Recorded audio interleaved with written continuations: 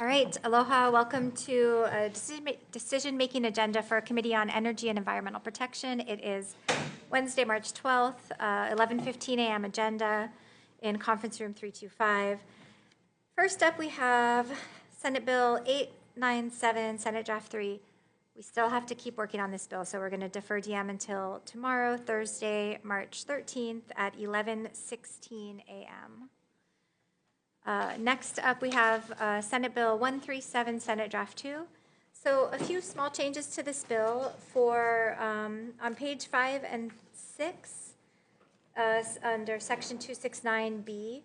We're just going to adopt the House version of that, which basically is just shifting the onus from the Public Utilities Commission to entertain competing offers to the electric utility to do it prior and then demonstrate to the commission that they've done this. And then we will defect the date in that to July 1st, 3000, just to be consistent. We'll redefect the date. And that is all. Members, any discussion? Seeing none, Vice Chair, please take the vote. On SB 137, SD2, Chair's recommendation is to pass with amendments. Chair and Vice Chair voting aye.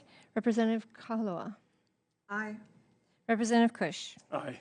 Representative Quinlan is excused. Chair recommendation has been adopted. Thank you. And then on Senate Bill 1501, realize this is actually a double, not a triple, so we are going to defer decision-making on this to Tuesday, March 18th, and that'll be on that day's agenda. All right, and with that, we are adjourned.